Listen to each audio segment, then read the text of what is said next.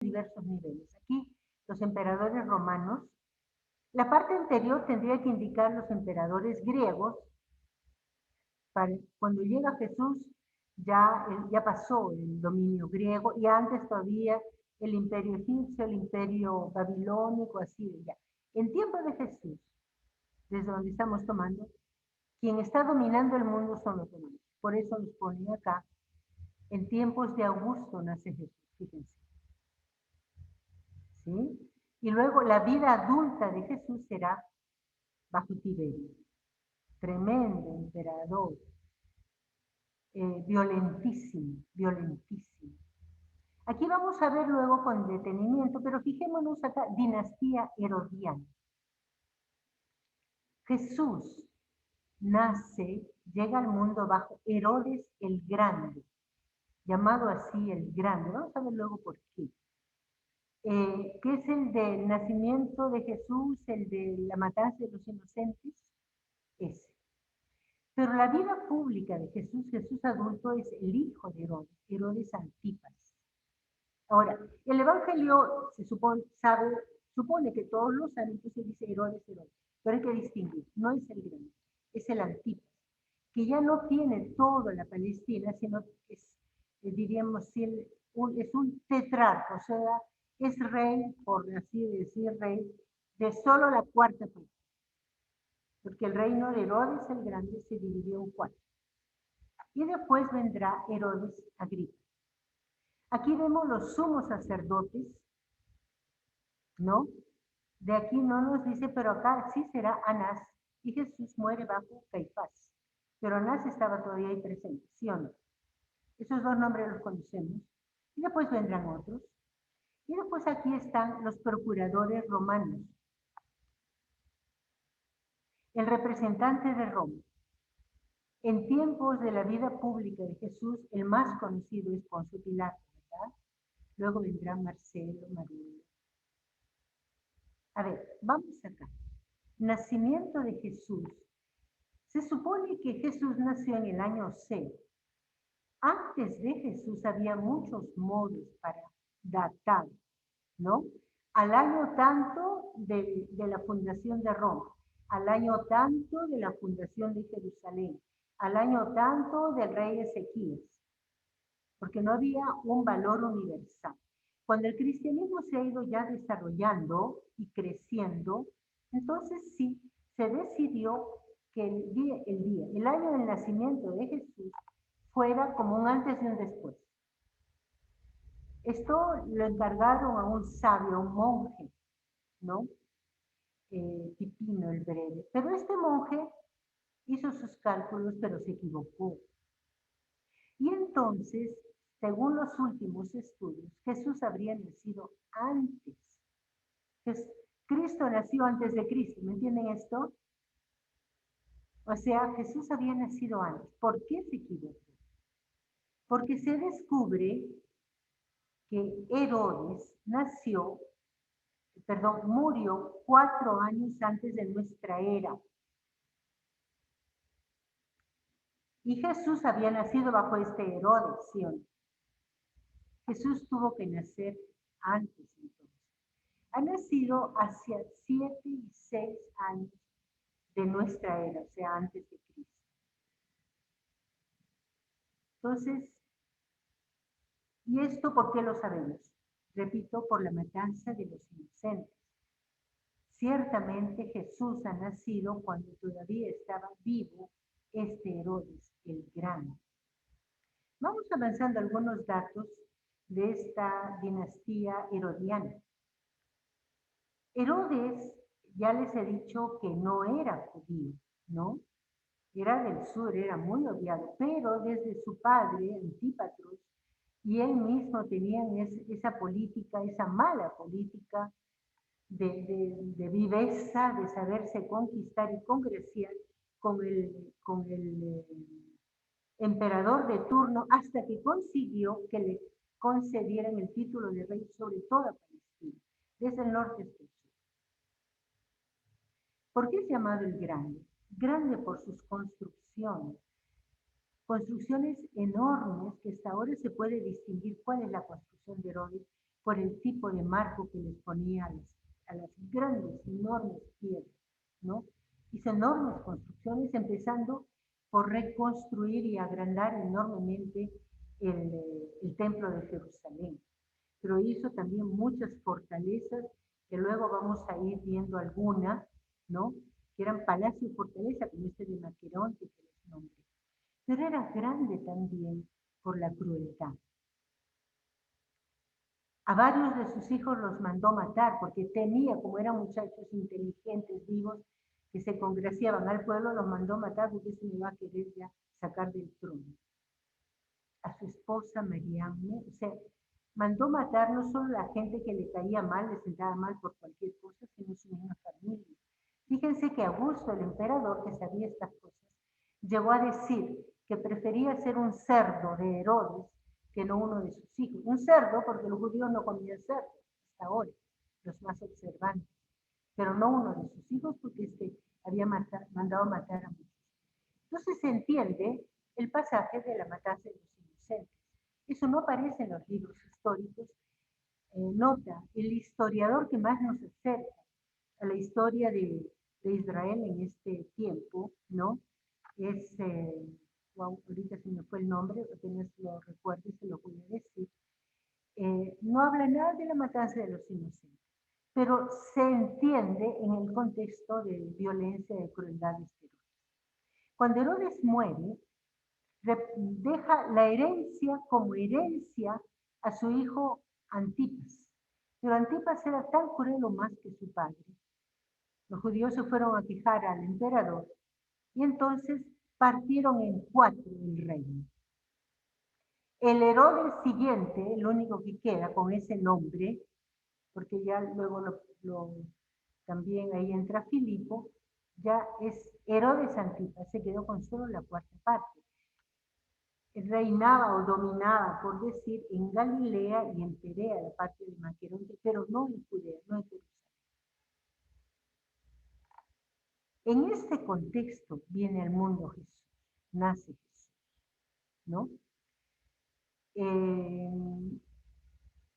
Ya sabemos que nace, según los evangelios, según Mateo y Lucas, en Belén, para que se cumplan las escrituras, que ahí había de nacer el descendiente de David, pero toda su vida la ha transcurrido en Nazaret, este pueblo pequeñito, perdido, diríamos, ahí en el norte, en la provincia, en Galilea, no es la zona importante de Judea. Notemos ya, hacia el año 24-25, estas fechas no son absolutas, porque los estudiosos aquí discuten años más, años menos, pero son aproximativos. Hacia el año 24-25 empieza la predicación de Juan Bautista, y más o menos entre el 25 y el 28 es la vida pública de Jesús. Otros lo fechan entre el año 30-33, pero van por ahí, ¿no? Jesús, su vida pública, que realmente es muy pequeña, corta, de unos 3 años.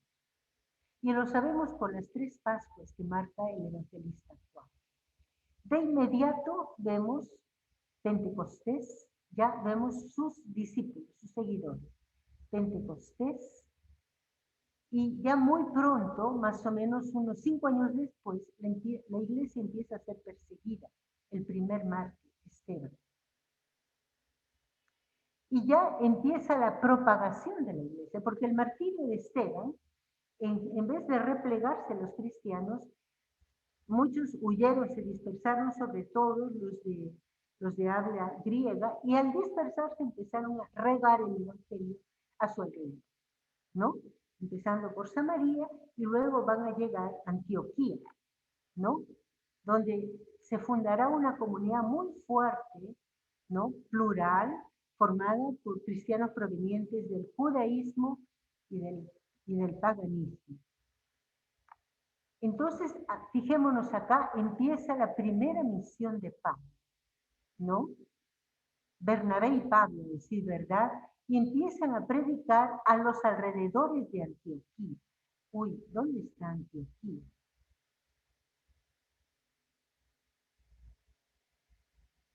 Ya, Antioquía está más o menos más arriba. Tenemos que irnos más lejos. Antioquía está por acá. Antioquía. Otra ciudad importante para Pablo será Damasco, que está por acá. Pero por acá se funda una comunidad. Ya pronto los cristianos, al dispersarse, van sembrando el evangelio. Se fundaron comunidades cristianas muy importantes en Alejandría, al norte de Egipto, y en Antioquía. La comunidad de Antioquía, les repito, estaba formada por cristianos que habían sido judíos antes, pero también por cristianos que venían del paganismo. Entonces, por eso, vamos a ver luego el primer gran encuentro de Jerusalén. Mientras tanto, fijémonos lo que dice acá. Aquí se escribió quizás el Mateo arameo, no consta esto, pero hablando de Biblia, todavía no existe Biblia. Lo único que existe son estas personas vivas, Pedro, Pablo, todos los apóstoles, Felipe, que van regando, van sembrando, van anunciando el Evangelio. Pero luego se van formando como textos, digamos, agrupaciones de dichos y hechos de Jesús. Que la gente, una cultura que es oral, donde el leer y escribir es solo de pocos, quizás menos del 10%, es solo muy pocos los que tenían el oficio, diríamos, de escribano, que sabían leer y escribir. Entonces la gente va ya prácticamente memorizando los hechos de Jesús, sus milagros, su cercanía con los pobres, con los pecadores, y sus dichos, sus mensajes, sus parábolas, ¿no? Se va formando así, algo así como grupos de memorias de Jesús. Recordemos Jesús visto a la luz de Pentecostés. A la luz de Pentecostés, a la fuerza del Espíritu Santo, estos discípulos van como releyendo y reinterpretando, recién entendiendo, diríamos, el mensaje de Jesús. Y esto es lo que predican, y aquí vemos que se van ya formando, se van yendo hacia una redacción. Entonces, este es el llamado el periodo apostólico. Están vivos los llamados testigos oculares, los que vieron, no solo vieron, vivieron con Jesús. Y aquí dice la primera generación de mujeres y hombres, porque todo en la Biblia se habla solo en masculino, pero no eran solo varones. Justo esta mañana comentábamos con las hermanas la importante presencia de mujeres líderes en las primeras comunidades cristianas. De todas maneras, seguimos, vemos la segunda misión de Pablo, que ya sale de Antioquía, no está solo al norte digamos al sur de Turquía, cerca de Antioquía, sino ella se va a toda la actual Turquía y ya pasa a la llamada Europa, ¿no? Entonces, Pablo sigue irradiando el evangelio entre paganos. Normalmente, a ciudad que iba, en muchas de estas ciudades había grupos judíos que tenían o no tenían una sinagoga, los buscaban, ¿no? Donde se reunían, anunciaba a los judíos. Lo normal también era que de los judíos pocos le daban bola, lo rechazaban y él se iba a los paganos. Y entre los paganos normalmente tenía mucho mejor recepción. Lo que pasa es que se formaban comunidades, diríamos, heterogéneas. Pero los judíos no eran fáciles de convivir con los demás porque tienen muchas exigencias en sus purificaciones, en su alimento, y se fueron forjando muchas tensiones. Por eso, algunos, digamos, de la línea derecha, llamemos así, de Jerusalén, de los cristianos provenientes del judaísmo, que antes habían sido incluso fariseos, fueron detrás. No, estos que vienen del paganismo hay que circuncidarlos, hay que hacerlos observar toda la ley judía. Y aquí fue una gran tensión, una gran problemática, el primer gran problema de la comunidad cristiana, pero se reúnen ahí en Jerusalén, presentes los apóstoles Pedro, Juan, Santiago, y presentes también los que habían estado trabajando acá, que son Pablo, Bernabé, los primeros evangelizadores, incluso Tito, estos que ya son cristianos provenientes del paganismo. Y ahí discuten y deciden dejar en libertad a los cristianos provenientes del paganismo, no obligarlos a hacerse judíos con todas las minucias diríamos, de cumplimiento de los judíos. ¿Sí? Notemos algo acá. Pablo ya está en su segunda, en su tercera misión. Pablo se queda en cada sitio poco tiempo. Uno, porque le votan, le arman revuelta a los mismos judíos y lo hacen meter a la cárcel, lo hacen apalear, total, lo votan. Y entonces dejan comunidades recién fundaditas. Gente que recién ha recibido a Jesús, ha creído en él con entusiasmo, pero no ha logrado madurar suficientemente. ¿Qué hace? Escribe. Le escriben a él, Pablo, ¿cómo era eso? Explícanos. Y Pablo responde. Aparecen sus cartas. Notemos las primeras obras del Nuevo Testamento, no son los evangelios. Fíjense que el evangelio de Marcos está recién acá. Son las cartas de Pablo. Ciertamente las cartas a los tesalonicenses son las primeritas, a los filipenses, a los gálatas, Filemón, a los corintios, a los romanos, que es su carta, digamos, más importante, donde recoge lo mejor de su pensamiento. Aquí están las cartas llamadas propiamente paulinas. Subrayo paulinas porque después de la muerte de Pablo, vendrán otras cartas llamadas post-paulinas, ya no escritas por él ciertamente, sino por alguno de sus discípulos cercanos, pero que ya va respondiendo a otra situación de las comunidades cristianas. Vemos acá otro personaje entre los emperadores romanos, Nerón, que loco incendia Roma, echa la culpa a los cristianos y empiezan las primeras persecuciones. En este contexto se empieza a escribir el Apocalipsis. Y luego, estos escritos que les dije antes de los dichos y hechos de Jesús, el primer genio, por decir, que se le ocurre escribir, volver a Jesús histórico, digamos, es Marcos, uno de los discípulos. Pero quería hacerles notar que no es la primera obra. Si Marcos no hubiera escrito su evangelio, solo tendríamos las cartas de Pablo. Que Pablo no se dedica a recorrer a Jesús. Jesús hizo esto, aquello.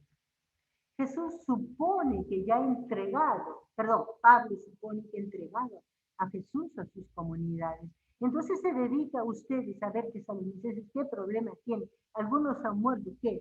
¿Qué ha pasado con los muertos? Y va respondiendo a los problemas concretos de la gente. Es recién Marcos que tiene la genialidad, la ocurrencia de recoger esas hojitas que antes ya venían circulando, incluida la fuente Q. Aquí se dice, es un escrito de los cristianos de Galilea que contenía esto, pues, discursos, sentencias, parábolas, hechos de Jesús, que no van a estar en el Evangelio de Marcos, sino más bien en los evangelios de Lucas y de Mateo. Vamos hasta acá. ¿Alguna pregunta? ¿Algo nuevo que les ha llegado al oído, que les llama la atención? Sí, Sor Plácida, Pablo nunca conoció a Jesús. Perdón, no te escuché bien. Pablo no llegó a conocer a Jesús. No conoció a Jesús. Lo hubiera podido conocer si la suerte le hubiera ayudado. Pero mira, Jesús ha nacido unos 7 años antes que Pablo. Pero no se conocieron. Uno de los motivos es que Pablo estudió en Jerusalén, era como decir un hijo de una familia de ahí de Tarso, rica, que pudo mandar a su hijo a estudiar a la Harvard de Estados Unidos. ¿Está claro? Lo mandaron a estudiar a Jerusalén. Pablo estuvo en Jerusalén y después se volvió a su tierra, ¿no? Y después viene y ya no se encuentra, no tuvo oportunidad de estar en Galilea. Hubiera tenido que estar en Galilea para conocer a Jesús. Han sido casi contemporáneos, pero no se encontraron. Pablo no conoció al Jesús histórico, diríamos.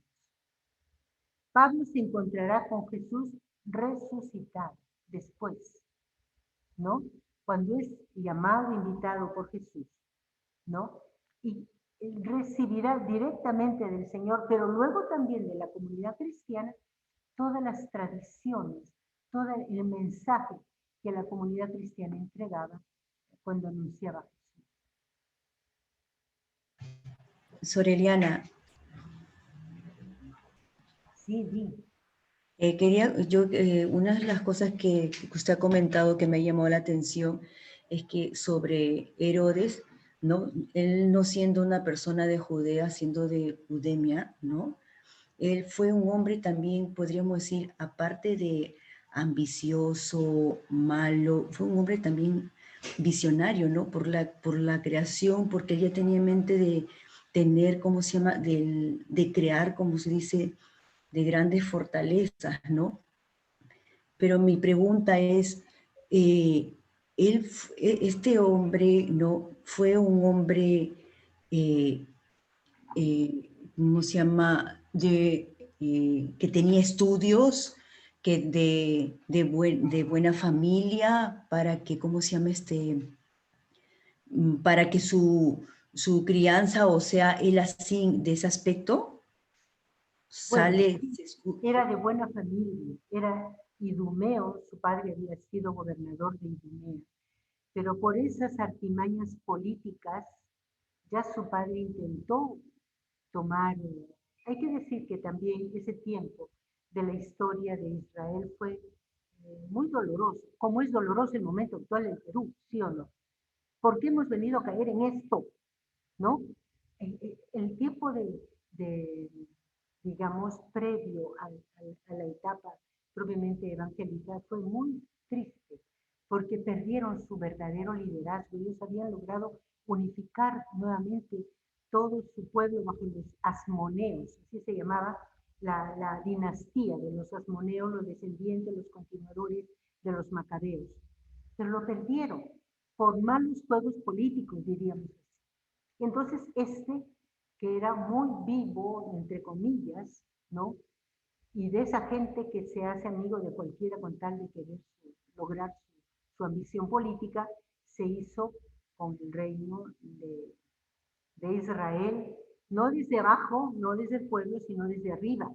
Se lo consiguió del emperador, ¿no? Es verdad que era realmente grande por las construcciones e hizo una de sus primeras obras fue el templo. ¿Para qué? Para congraciarse a los judíos, porque él sabía que todo el mundo lo odiaba, empezando por su familia, y el pueblo lo recontra odiaba. Hay un dato que es característico de Herodes. Herodes murió en Jericó, en una zona más calientita, ¿no? Estaba ya un anciano enfermo, y ahí se había mandado construir un enorme palacio. Y para asegurarse de que lo lloraran, de que hicieran duelo por él, mandó capturar a cerca de 100 de los líderes judíos con el encargo de que apenas él muriera los mataran a todos ellos, para que todas esas familias tuvieran que llorar, el pueblo tuviera que llorarle.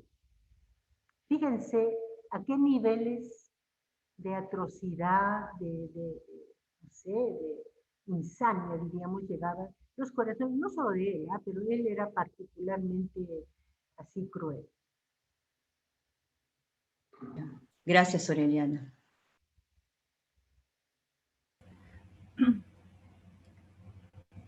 ¿Algo más? Buenos días. Una pregunta. Buenos días. En la parte cuando usted explica la parte del Apocalipsis, ¿no? Las cartas del Apocalipsis. Bueno, yo me hacía la pregunta, ¿quién había escrito justamente esa parte de la Biblia, no? Entonces usted menciona ahí a Nerón, si no me equivoco, lo puede por favor poner, para no equivocar mi nombre. Gracias. Entonces, ahí dice un poquito de que él estaba como que en contra de los cristianos, ¿no? Entonces, ¿qué tan objetivo? Discúlpame, Rosalía, discúlpame, no sé si es tu micro, pero no logro. Ah, ya. A ver, voy a subirlo. Sí, repite. ¿Me escucha? Ahora sí. Sí, Ah, gracias. Me cuestionaba un poco yo siempre quién había escrito la parte de la Biblia del Apocalipsis. ya, vamos a ir a ello. Muy bien.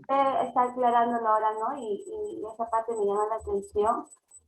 De repente, cuando, ahí está, Nerón, cuando no fue tan objetivo, ¿no? El mensaje que quiso poner en la Biblia, ahora lo entiendo un poco más, ¿no? Que estuvo persiguiendo a los cristianos en ese tiempo.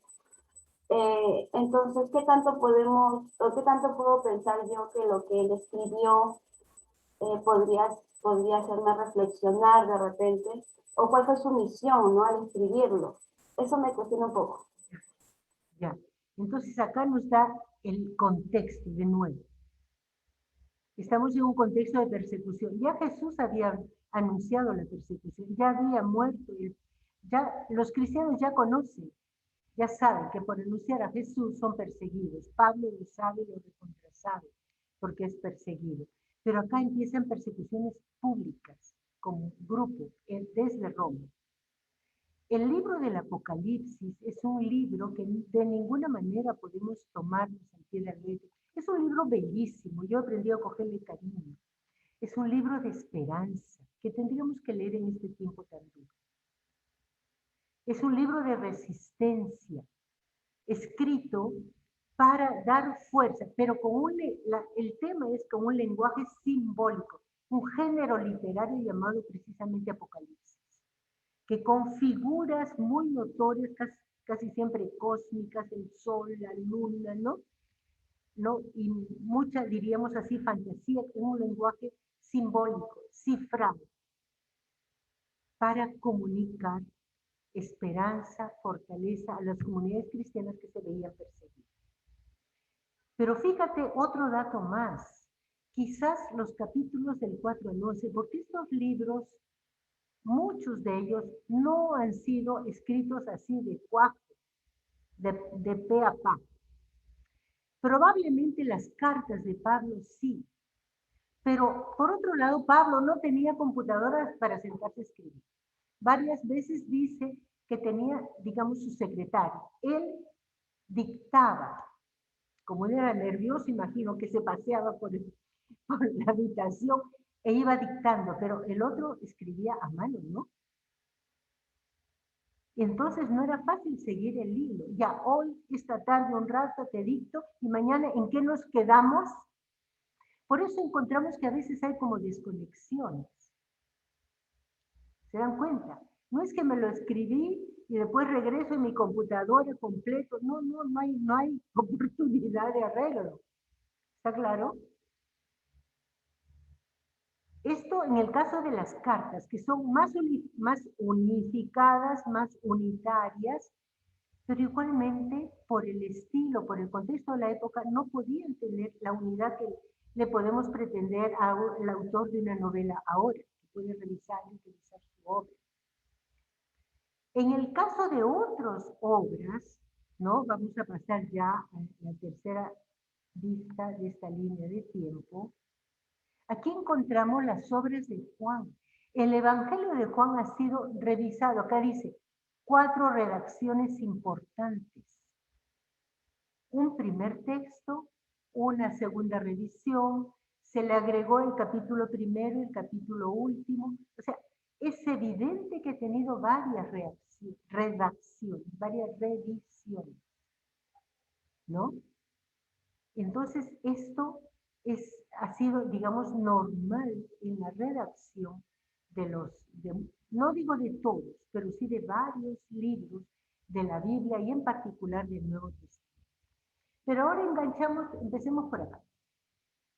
Fijémonos que el primer libro, el Evangelio, escrito es el de Marcos.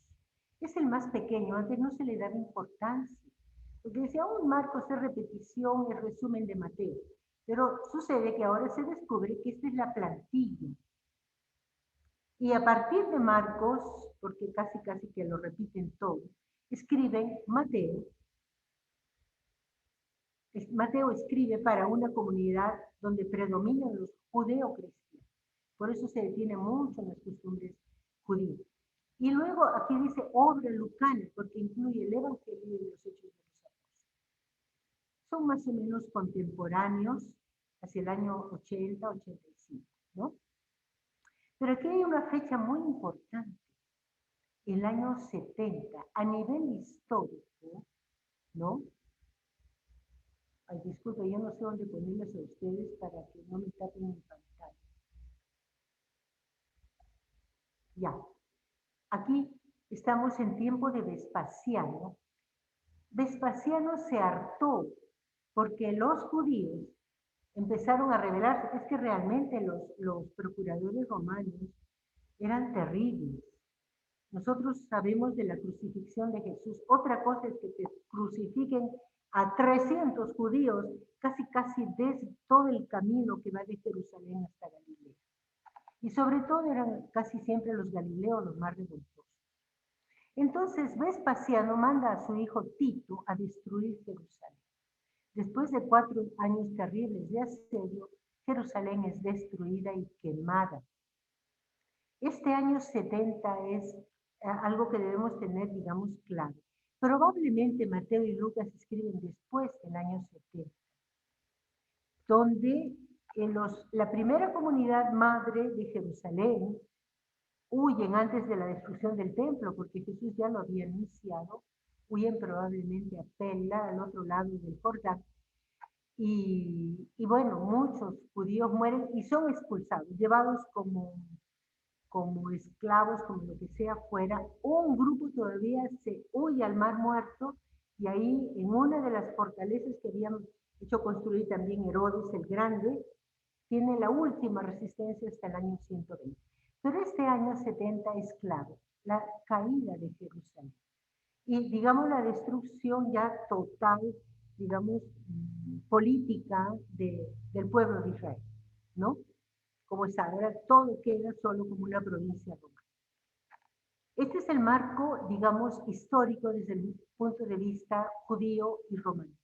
Pero para los cristianos continúa el periodo post-apostólico. ¿Por qué? Porque los testigos oculares ya van muriendo. Pedro, Pablo, muerto en Roma, probablemente alrededor de la primera persecución de Nerón, pero los otros también ya van muriendo, van desapareciendo. Entonces entra una segunda generación, una segunda, tercera generación. Lucas es uno de estos cristianos de segunda generación, ¿no? Y entonces aquí vemos otros, digamos, otra producción literaria, toda la tradición juánica. Así como ha habido una fuerte tradición paulina, una fuerte producción literaria, bíblica, paulina, también está la producción que hace cabeza, digamos, a Pedro con el Evangelio de Marcos, el Evangelio de Mateo, y ahora la tradición que hace cabeza a Juan, liderada por Juan, son los mismos cristianos, pero con orientaciones, con acentuaciones distintas. Entonces, va apareciendo, se va redactando con varias redacciones y revisiones el Evangelio de Juan y las otras obras juánicas, que está el Apocalipsis, que también tuvo varias revisiones, ¿no? Y luego las cartas de Juan, ¿no? Primera, segunda, tercera, y los otros escritos, cartas de Pedro, carta de Judas, carta de Santiago, antes quizás. ¿Sí? Entonces, hemos recorrido el primer siglo, ¿no? Hemos tomado no solo la vida de Jesús, que se dan cuenta que es un poco chiquita, digamos, y hemos seguido digamos, el protocristianismo, las primeras comunidades cristianas, el periodo propiamente apostólico, ¿no? Y el periodo post-apostólico. ¿Alguna pregunta, algún comentario, algo que les llama la atención? Liliana, a mí me llama la atención que Pablo, a pesar de no conocer a Jesús, se ha escrito 7 libros, porque en la diapositiva sale 7, en la otra... Perdón, ¿quién te refieres a Pablo? Que a pesar de no haber conocido a Jesús, o sea, directamente, haber tenido ese contacto que tuvo Mateo, Juan, Lucas, me falta uno, ¿no? Escribió, claro, escribió 7 libros que están en la Biblia, ¿no? Del Nuevo Testamento. Ya. Yo te pediría que uses un lenguaje más propio. Es 7 cartas. Sí, No no es son todo un libros, son cartas. Ya, ya. Perdón, Pablo conoció a Jesús, pero a Jesús resucitado. Entra en Jesús desde la experiencia de la resurrección. Soreliana, disculpe, si le explica cómo conoció Pablo a Jesús. Ya. Miren, tenemos un grupo de discípulos que han conocido a Jesús en Galilea, lo han acompañado. Poco a poco han ido descubriendo quién es este. Hay una pregunta que recorre los evangelios. ¿Quién es este? ¿Quién es este? ¿Quién es este que hasta el mar le obedece? ¿Quién es este que habla y este hombre que estaba enfermo toda su vida lo levanta? ¿Quién es este que perdona los pecados? ¿Quién es? Hasta que van intuyendo que es el Mesías. Poco a poco, como una luz que se les va abriendo poco a poco, pero no lo conocen del todo hasta Pentecostés. Porque si lo hubieran conocido, no lo hubieran olvidado, no lo hubieran abandonado justo en el momento de la cruz. Los cristianos, los discípulos que lo conocieron, hicieron un proceso muy intenso, digamos así largo, hasta descubrir la verdadera identidad de Jesús. Pablo se topó con Jesús resucitado de golpe. Iba como perseguidor, porque era un verdadero líder y estaba aburrido de estos cristianos que se les ocurre predicar que ese tal Jesús y se decía, ¿qué es esto? Hay que meterlos todos a la cárcel. Lo hizo en Jerusalén y ya, ahí dicen que también en Damasco hay un montón, yo voy. Iba con cartas, con permiso de las autoridades de Jerusalén. Y justo ya cerca de Damasco, una luz intensísima, y es Jesús. ¿Quién eres? Soy Jesús a quien tú persigues. Todo el mundo, todo su mundo se le puso de cabeza. ¿Qué? Entonces, ahí el libro de los Hechos usa un lenguaje que hay que profundizar. Dice, vio y oyó. Pero no vio con estos ojos, no oyó con estos oídos. Con todo su ser, tuvo experiencia de Dios en Jesús resucitado. Todo su ser quedó totalmente iluminado, invadido por Dios. De manera que toda su formación judía, porque él era rabino, él había estudiado en Jerusalén y todo lo demás, tuvo que pasar a ser como revisado a la nueva luz, la luz de Jesús resucitado. Por eso cuando Pablo predica de frente la resurrección. Y diríamos en un segundo momento, va retomando ejemplos de la vida de Jesús. Pablo no se dedica a decirnos que Jesús contesta palabras. No, él lo recoge en su anuncio de Jesús resucitado. A decir verdad, los evangelios siguieron en la misma línea. La iglesia primitiva no se podía contar el cuentito como nuestras biografías, dónde nació y después que... No. Arrancaban de la Pascua. Lo mataron, pero él resucitó y en él está nuestra salvación. Por si acaso lo que estoy diciendo no vale solo para el que escribió en los evangelios, vale para nosotros ahorita. ¿En qué se basa tu fe, nuestra? Asegurándonos de basarnos en Jesús resucitado. Es Él el que nos salva, en Él somos salvados. No se ha escrito bajo el cielo ningún otro nombre en el que podamos ser salvados, anunció Pedro, ¿no? O sea, el Evangelio de Marcos, casi un tercio de sus capítulos se dedica a la pasión, muerte y resurrección de Jesús. Así era la predicación primitiva. Se dedicaron un primerísimo momento a anunciar que en Jesús resucitado tenemos salvación, y solo en Él.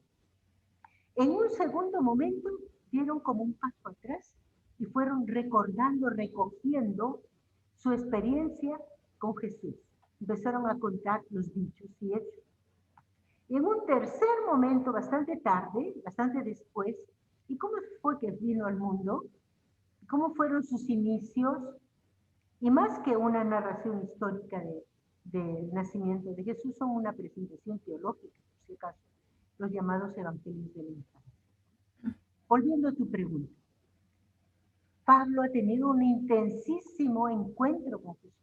Conoció, entre comillas, a Jesús en su fortísima experiencia ahí, que no fue solo ese momento, sino todo ese tiempo, porque Pablo después se va 3 años al desierto, como a digerir esta experiencia de Jesús y a recomponer lo que él sabía de Dios.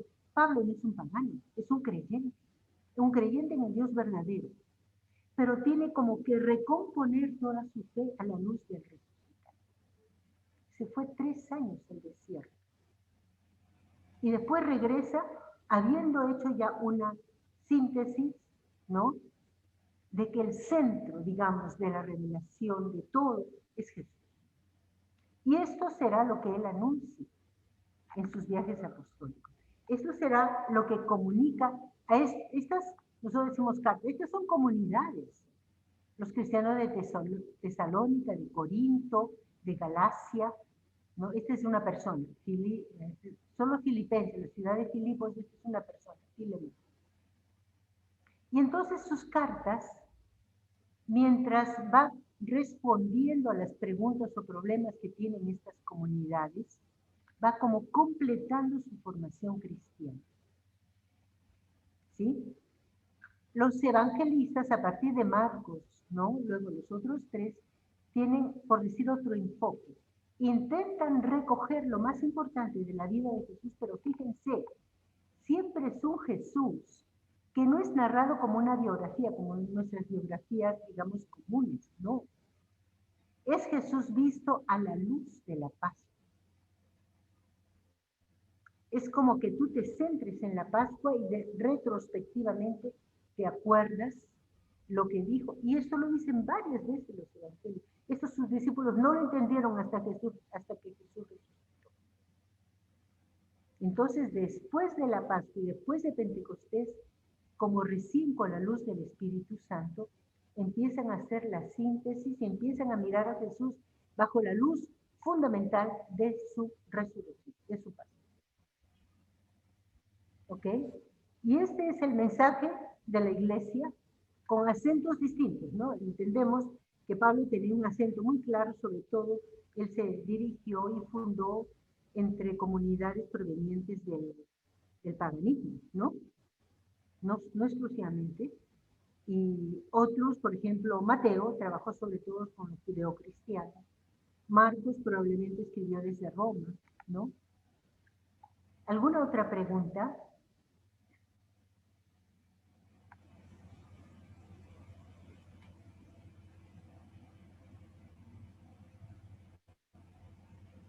Bueno, creo que se me va a quedar el video que tenía preparado para ustedes. No, Sorliana, hay tiempo. Muéstrenos, por favor. Hay media hora, pero yo todavía tengo tema para presentar. ¿Sí? Usted nos dice. Ya, bueno. O bueno, mejor les presento lo que tengo por ahí guardado y les... a ver, esto no desaparece. Ya. Seguimos acá y seguimos viendo algunos otros elementos.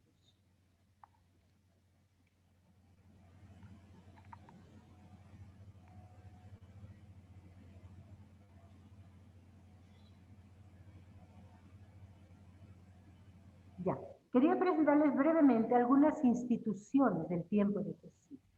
Como instituciones, en primer lugar, pues, sepamos que el pueblo de Israel es un pueblo teocrático. A partir de Dios está todo organizado, también la sociedad. En tiempos de Jesús ya no existía un rey, bueno, el rey era uno puesto por Roma, ¿verdad? No era ya la dinastía davídica. El templo de Jerusalén y por lo tanto los sacerdotes dentro del templo eran la gran institución, ¿no? Sorliana, disculpe, habría que remarcar bien que estaban dominados por los romanos.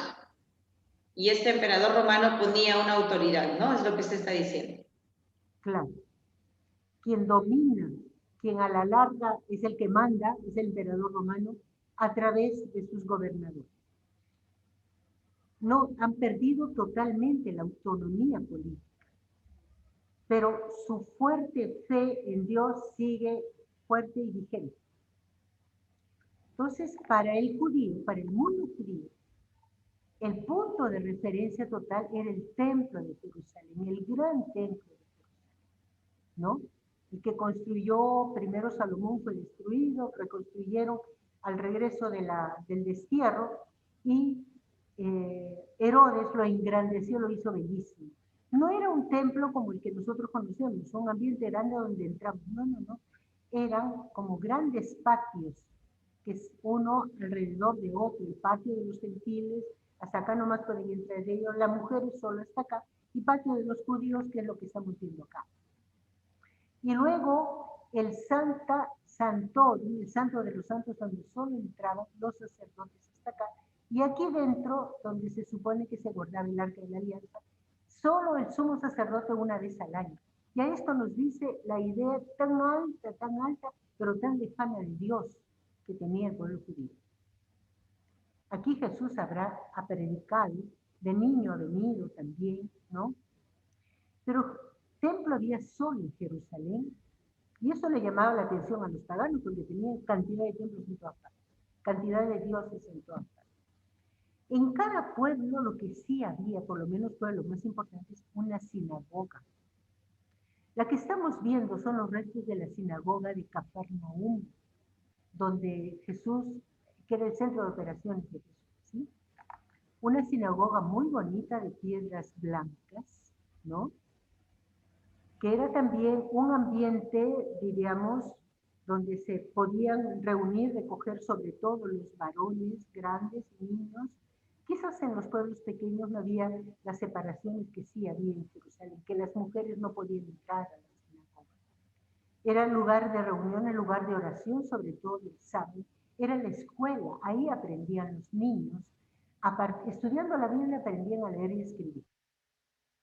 La sinagoga, el lugar de oración en cada pueblo. Pero otra gran institución religioso-política era el Sanedrín, formado por los sumos sacerdotes, los letrados y los laicos, un tercio cada uno, 70 personas, que era como el juzgado supremo, la asamblea suprema. Jesús fue juzgado en el Sanedrín, ¿se acuerdan? El juicio más inicuo de la historia. Tenían como grandes prácticas religiosas el sábado. El sábado era toda una institución. Desde la Biblia estaba ordenado, digamos, guardar el sábado, entre comillas, y entonces el sábado, que empezaba el viernes por la noche, el día empezaba cuando se oculta el sol el viernes hasta cuando se oculta el sol el sábado, ¿no? No se podía hacer ningún trabajo, era el día de descanso, era el día de alabanza al Señor, era el día de ir a la sinagoga. No se podía cocinar, no se podía ir de viaje, no se podía caminar. Un montón de prohibiciones que luego a Jesús le van a cobrar por decir, porque, oye, ¿tú por qué curas el sábado? Está prohibido curar el sábado. Bueno, en ninguna parte del Antiguo Testamento se prohíbe porque nadie curaba, ¿no? Nadie podía hacer un milagro, ¿no? Pero este es el contexto donde se ubica parte de la predicación y también de las discusiones de Jesús. Se había vuelto ya exageradamente detallistas los judíos. ¿Será lícito comer un huevo puesto por una gallina el día sábado? Tonteras como estas, porque es una tontera, ¿sí o no? ¿Y será lícito sanar a un paralítico de toda su vida, pero no lo sano porque sabe qué? Jesús, que no ha estudiado en Jerusalén, pero que tiene la sabiduría de Dios y ha aprendido a encontrar a Dios en la vida, interpreta el Antiguo Testamento de la manera adecuada y dice, el sábado ha sido hecho para el hombre, para el ser humano. Dios ha dado el mandato del sábado para el ser humano. y no que todo el ser humano esté sometido a estas prácticas que ustedes han puesto en el sábado. Pero de todas maneras era algo muy importante. Algo muy importante también es el tema de la pureza. Aquí estamos viendo una mikveh, eran pequeñas piscinas donde se bajaban, te sumergías o te lavabas solo los pies y salías purificado. O sea, el sentido de pecado había crecido mucho en el pueblo de Israel y sentían una continua necesidad de purificarse. No era el sentido del aseo, como nos dicen antes, lavado pronto de manos para que no te entre el bicho. Y el lavado de manos nos lo decían desde antes, ¿no? Por higiene, por limpieza ya. No, ahí es por sentido religioso, para quitarte la impureza religiosa. Sí, si fuiste por la calle, no por estar limpio, sino porque quizás por ahí pasó un pagano y algo de él se ha quedado en el camino y tú eso no lo puedes traer a tu casa. ¿Está bien? La comida que compras en el mercado, tienes que asegurarse si fue regada con aguas limpias. Porque si algún pagano pasó por ahí, ya las ha vuelto impuras. O también, si una mujer en su periodo ha tocado este alimento, ya todo este alimento está impuro, no se puede comer. Cosas de este tipo, ¿no? Entonces, el sentido de la pureza e impureza era muy fuerte. Y Jesús también es uno de los puntos que le hacen problema y que Jesús libera, ¿no? Recordemos el pasaje de la señora que hacía como 18 años que estaba enferma, porque la palabra es enferma, tenía continua pérdida de sangre, continua hemorragia. ¿Cómo habrá estado esa mujer, no? ¿A qué nivel habrá tenido sangre, no? 18 años. Encima, porque la sangre es fuente de impureza, no podía tocar a nadie. Donde ella se sentaba no se podía sentar nadie, no podía preparar los alimentos, no podía hacer nada, ¿no? Por eso no se le acerca de frente, porque si alguien, sabiendo que estaba enferma de eso, era casi como una leprosa, digamos, ¿no? Se le acerca por atrásito, que nadie sepa, le toca la puntita del manto, ¿no? ¿Por qué? Porque ella se sentía más que enferma, impura, fuente de impureza. O sea, lo que es la mentalidad. En todas partes en Jerusalén se han encontrado cantidades de estas mikveh, de estas piscinas. Repito, no son lugares de higiene, son lugares de pureza ritual. Incluso en la parte norte, que no eran tan practicantes, digamos, los galileos, pero también. Y luego los ayunos y oración. Esta foto es actual, ciertamente. Estamos en el muro lateral del templo. Fíjense, estas piedras, ¿se fijan? Con este borde.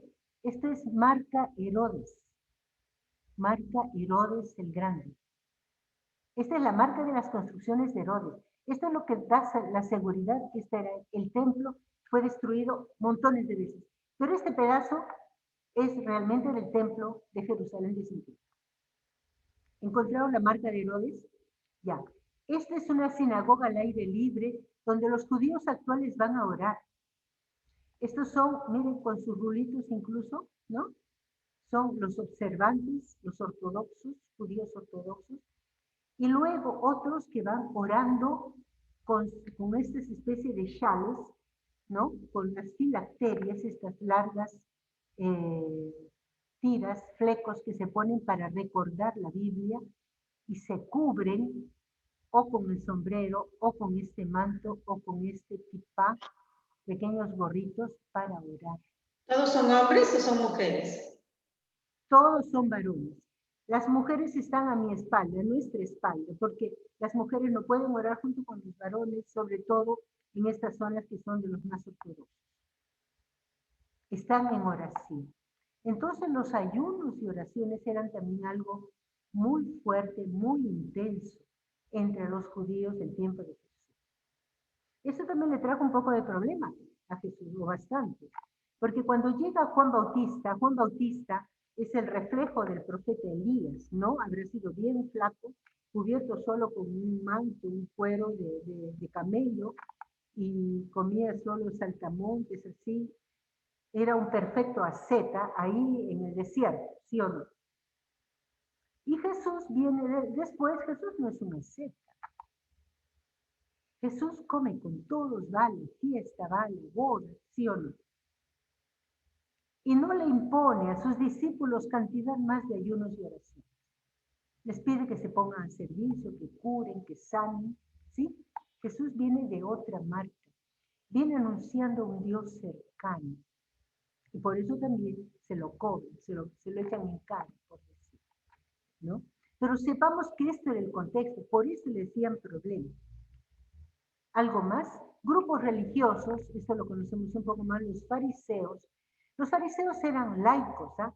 Empecemos por los saduceos. Los saduceos eran en su mayoría sacerdotes, de las grandes familias sacerdotales. Estos son los que se beneficiaban con los ingresos del templo. Pero estos, llama la atención, eran muy amigos de los romanos y de los herodianos. No eran muy queridos, eran pocos. Los fariseos eran más del pueblo. Fariseo viene de farisim, los puros, los observantes. Realmente eran gente piadosa, buena, muy cumplidores, pero se volvieron excesivamente cumplidores y se quedaban, como decimos, con el pelo, ¿no? Se quedaban con, diríamos, con las minucias y empezaron a perder lo central del mensaje de Dios. Y los rabinos, esta foto también es actual, no es de ese tiempo.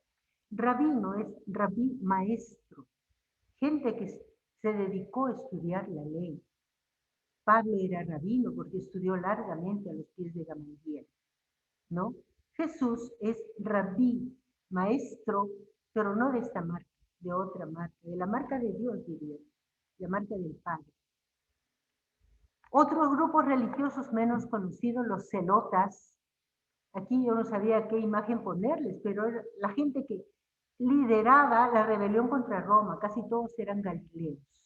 Y la gran rebelión fue la que convergió precisamente y fue a dar con la destrucción total de Jerusalén el año 70. El año 70 los romanos destruyeron Jerusalén, pero un grupo de estos celotas, liderado por Mixba, se refugiaron en esta gran fortaleza. Fíjense esta montaña que está frente al Mar Muerto. Aquí Herodes construyó una gran fortaleza, todo estaba rodeado de muros y aquí era su casa, hasta acá y hasta acá. Tan elegante que tenía esas piscinas de baños a vapor, como tenía los grandes de Roma, así tenía él, ¿no? Mira, con su pico quedaba acá. Esto aquí fue la última reserva de los celotas. Y hasta acá se vinieron los romanos y no pararon hasta tomar todo este último centro, digamos, de los celotas. Los esenios son un grupo menos conocido, recién últimamente se han conocido, cuando se descubrieron las grutas del Mar Muerto, donde esta especie de monjes judíos que se habían peleado, rechazado a los sacerdotes del templo por todos sus negociados, se vinieron a vivir también al desierto, no acá, sino cerca de estas grutas tenían especie de monasterios. Cuando supieron de la invasión de los romanos, ocultaron sus tesoros, que eran los rollos de toda la Biblia prácticamente, y sus tesoros de sus escritos, de sus reuniones, de sus asambleas, y les ocultaron en estas grutas. Estamos a cerca de 700 metros bajo el nivel del mar. Un calor tremendo, seco, que ha permitido que esos rollos permanecieran casi intactos. Fueron descubiertos hace unos 60 años. Y ahí se empezó a conocer de estos personajes, repito, especie de monjes judíos, que vivían dedicados a la oración, a copiar la ley, ¿no? Y a purificarse continuamente, a purificar. Eran fanáticos de la purificación. Y aquí finalmente les he puesto a la gente de la tierra, el común de la gente, el común de la gente, entre los cuales había gente muy piadosa, que eran, diríamos, los anahuim, los que sencillamente, humildemente seguían esperando, buscando a Dios. Algunos nombres los conocemos, ¿verdad? María de Nazaret, ¿no? José, su esposo, Juan el Bautista, eran gente que humildemente seguía esperando que Dios mandara la liberación. Cuando Jesús ha venido, esta era su gente preferida, la gente sencilla del pueblo.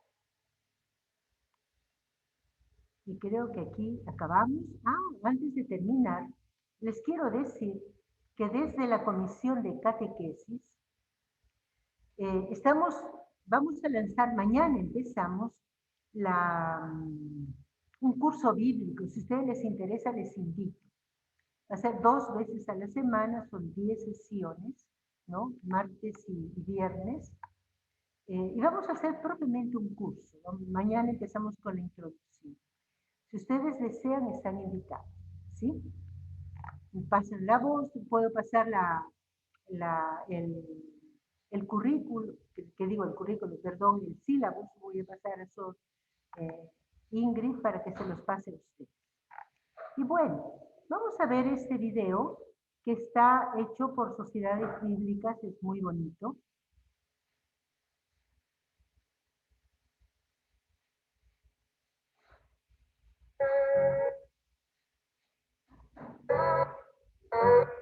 Este fue el fin del judaísmo en el país. La política romanador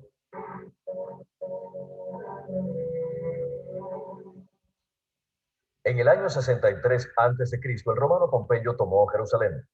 Ese fue el fin del judaísmo en el país. La política romana en los territorios conquistados permitía el gobierno local en el poder siempre que éste fuera leal a Roma. El primer gobernador de Judea bajo dominio romano fue Herodes, que recibió el título de rey y llegó al poder en el año 37 a.C. Herodes no era muy popular entre los judíos, más bien era conocido por su crueldad. Durante los 33 años de su reinado, efectuó espléndidas construcciones, entre ellas la ciudad de Cesarea en la costa y la ciudad de Sebasto, cerca de la antigua ciudad de Samaria.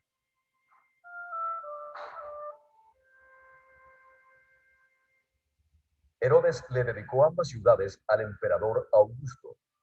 Construyó además muchas fortalezas en lugares estratégicos en todo el país. Entre ellas se encontraban los fuertes de Masada, Herodión y la fortaleza de Maqueronte, donde más tarde Juan el Bautista sería encarcelado antes de ser asesinado por Antipas, el hijo de Herodes. El más grande proyecto de construcción efectuado por Herodes fue la reconstrucción del templo de Jerusalén, pues duplicó el tamaño de la plataforma donde aún estaba el antiguo templo y protegió el lado noroccidental de la plataforma con una fortaleza. Era allí donde el gobernador romano solía residir cuando subía de su residencia en Cesarea a Jerusalén. Tal vez fue aquí, en la llamada fortaleza de Antonia, donde Jesús compareció ante Poncio Pilato, el gobernador romano. Cuando Pablo fue arrestado, según Hechos 21, lo llevaron del templo a la fortaleza por unas escaleras. Desde allí habló a la multitud enfurecida que estaba abajo. El templo de Jerusalén era bastante concurrido. Lo visitaban miles de judíos diariamente. Entre las muchas actividades estaban no solo los sacrificios de animales y las rutinarias ofrendas diarias, sino los sacrificios especiales que muchos hacían como acción de gracias en cumplimiento de un voto nazareo por haber sido sanados de alguna enfermedad y muchas otras razones.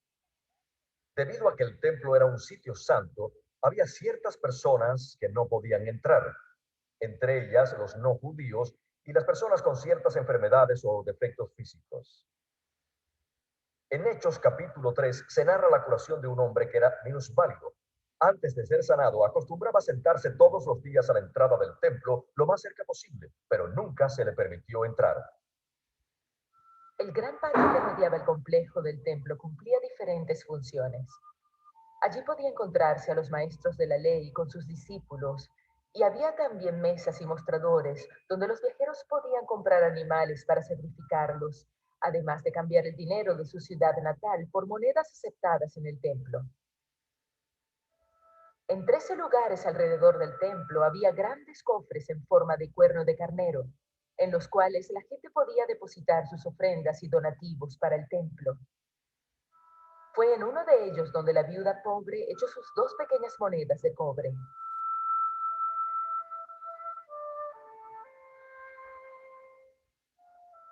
Los lados sureste y suroeste de la plataforma del templo alcanzaban los 70 metros por encima del nivel del terreno. Desde el lado suroeste, un sacerdote hacía sonar cada semana el shofar o cuerno de carnero para anunciar el principio y el final del día de reposo.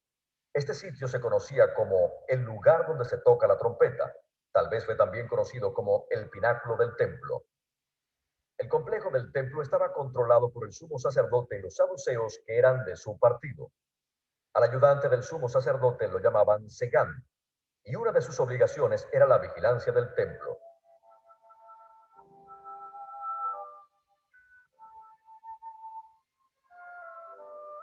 Además de adorar en el templo, los judíos podían también ir a la sinagoga cercana a su casa.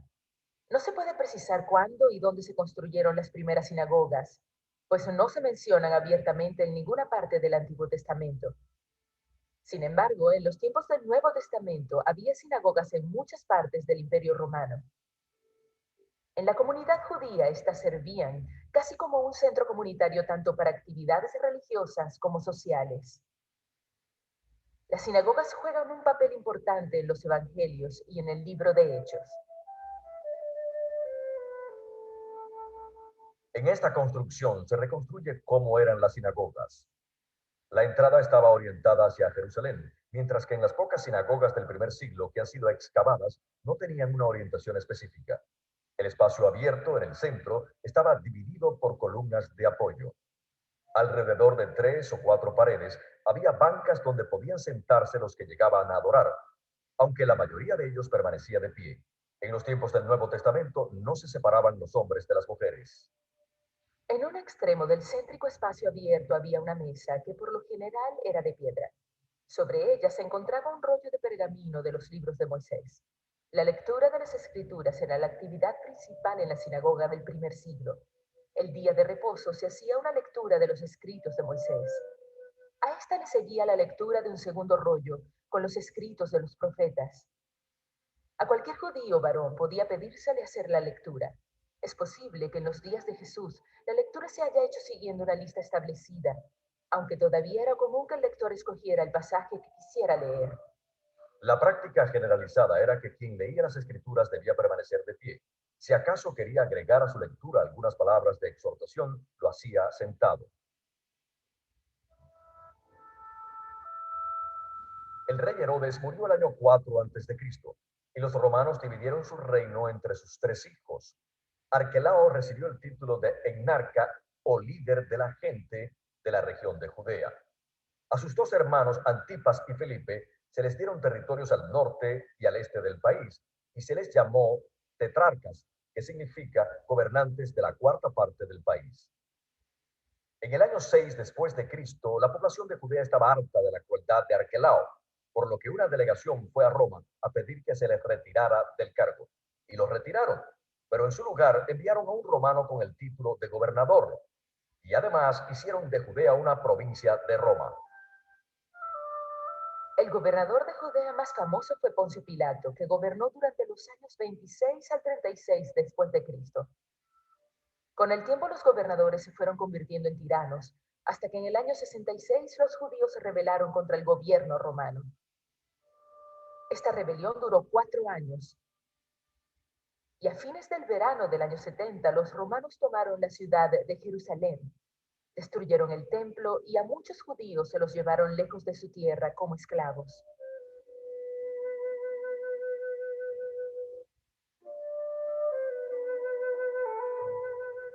El ejército romano se dividía en legiones. Cada legión constaba de unos 5.000 soldados. En el tiempo del Nuevo Testamento había 4 legiones ubicadas en la provincia de Siria, de la cual Judea era parte. Cada legión estaba dividida en 10 cohortes, y cada cohorte tenía 6 centurias, de 80 hombres cada una. El jefe de una centuria se llamaba centurión. Algunos centuriones se mencionan en el Nuevo Testamento. El ejército romano podía usar su autoridad para hacer que una persona común prestara servicio de manera temporal. Este es el antecedente del dicho de Jesús: si alguien te obliga a ir 1 milla, anda con él 2 millas. Los soldados romanos ejercieron esta autoridad cuando obligaron a Simón de Cirene a cargar la cruz de Jesús hasta el lugar de su ejecución.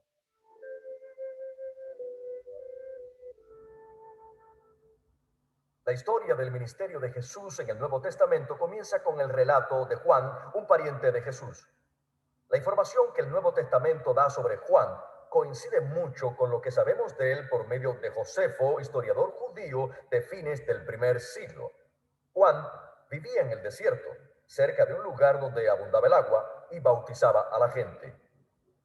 El bautismo podía realizarse en agua corriente o estancada. En el tiempo del Nuevo Testamento era común que una persona fuera bautizada en un pozo tallado especialmente en la roca viva y luego revestido con yeso. A esta clase de pozos se les llamaba mikveh. La práctica normal era que quien iba a bautizarse entrara al agua y se sumergiera en ella hasta quedar totalmente inmerso. Para que el bautismo fuera válido, era necesario que el agua entrara en contacto con cada parte del cuerpo. Por esta razón, se hacía sin ropas, ni joyas, ni cualquier otro objeto. Por la misma razón, la persona que bautizaba no debía tocar al bautizado, sino que era más bien como un observador que normalmente no entraba en el agua.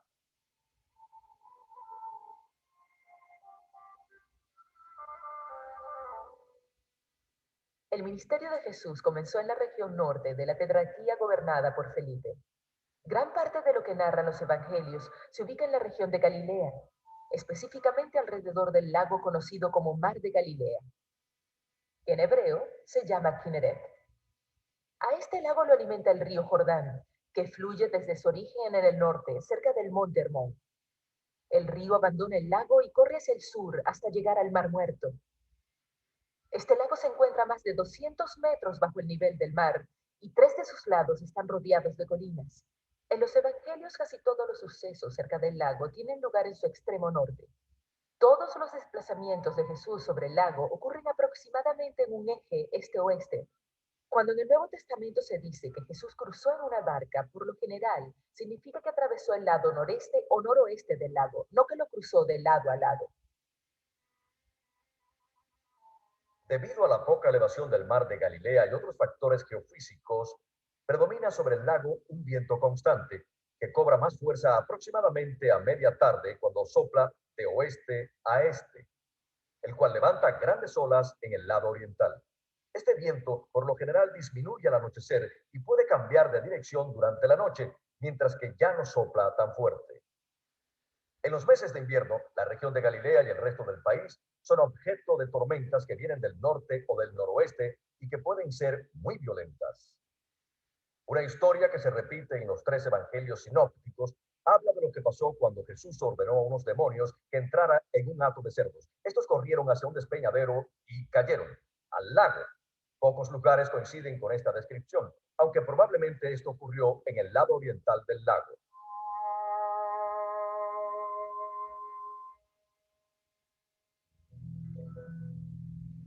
Poco después de que Jesús comenzó a predicar y a sanar a los enfermos, dejó su casa en Nazaret y se trasladó a Cafarnaúm, ciudad situada en la llamada Vía Maris o Camino del Mar, importante ruta comercial que partía de la costa mediterránea hasta Damasco.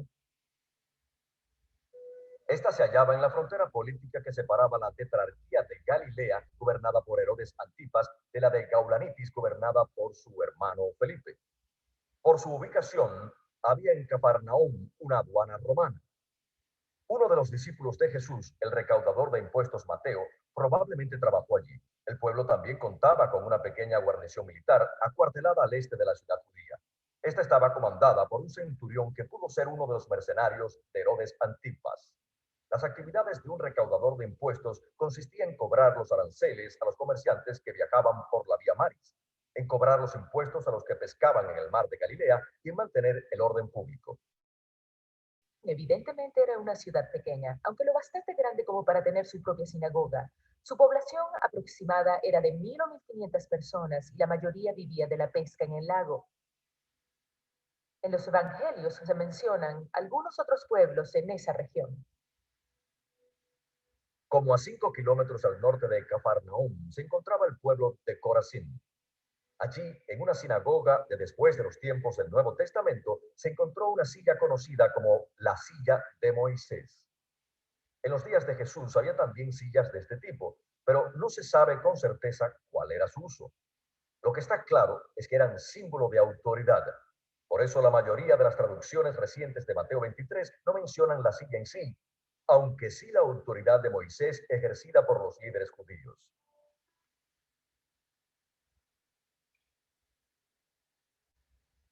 Bethsaida fue el hogar de por lo menos 3 de los discípulos de Jesús. Su ubicación exacta es aún desconocida, pero no estaba lejos de Cafarnaúm, en la costa norte del lago, y sus pobladores vivían de la pesca como los de Cafarnaúm.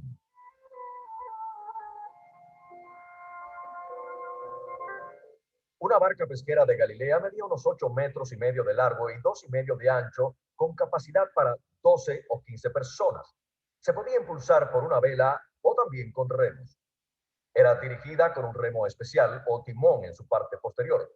Por lo general trabajaban en grupos para poder utilizar las redes. También usaban anclas para poder permanecer en un mismo lugar. Estas se hacían con una piedra grande, la cual tenía un hoyo por el que se pasaba una cuerda y la cuerda se ataba a la barca. Esta muestra de barca pesquera fue descubierta en 1986, mientras el nivel del lago llegó a estar particularmente bajo. Tanto por el Antiguo como por el Nuevo Testamento se conocen diferentes tipos de redes para pescar. El esparabel lo podía usar un solo hombre. Era una red circular con pesas en sus bordes y una cuerda para jalar. Medía entre 6 y 7,5 metros de diámetro. Con un movimiento circular se lanzaba desde una barca o desde la orilla para que cayera en el agua totalmente extendida. De este modo, con las pesas que llevaba en los bordes, se sumergía la red y los peces quedaban atrapados en ella. Luego se alaba la cuerda para cerrar la red y atraerla hacia el pescador. Un modo de pescar con red era arrastrarla por el agua para atrapar a los peces. Esta red era larga y rectangular. Pendía verticalmente en el agua con boyas en el borde superior y pesas en el inferior. Varios hombres alaban la red desde la barca o desde la orilla, y cuando los bordes se acercaban hacia la barca o hacia la orilla, los peces quedaban atrapados dentro de la red. Esta red se menciona en Mateo 13 y en el Antiguo Testamento, en los libros de Ezequiel y Habacuc. Un tercer tipo de red se menciona en Job y en Eclesiastés, igual que en los evangelios sinópticos. Esta consistía en 3 redes unidas en capas. Una era una malla más fina y quedaba entre las otras 2 más gruesas. A diferencia de la red de arrastre, esta red no se movía para atrapar los peces, solo se echaban en el agua y se dejaba ir por un buen tiempo hasta que los peces nadaban hacia ella y quedaban atrapados. Al nadar los peces a través de la malla externa y avanzar contra la fina, hacían que ésta atravesara la otra capa de malla gruesa, quedando así atrapados en una especie de bolsa de la que no podían salir.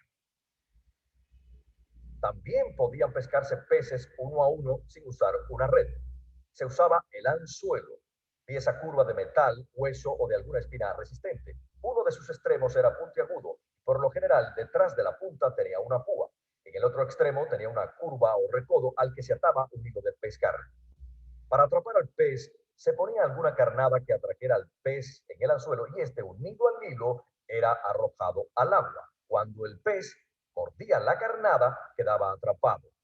Este tipo de pesca se menciona una vez en Amós 4 y una vez en Mateo 17. El Antiguo Testamento usa varias palabras para referirse a una lanza de pescar. El arpón era una vara de madera con una punta de metal o hueso con púas en un extremo. Es probable que en el otro tuviera una cuerda para que el pescador pudiera jalar el arpón. El pescador lanzaba el arpón e intentaba clavárselo al pez o animal acuático.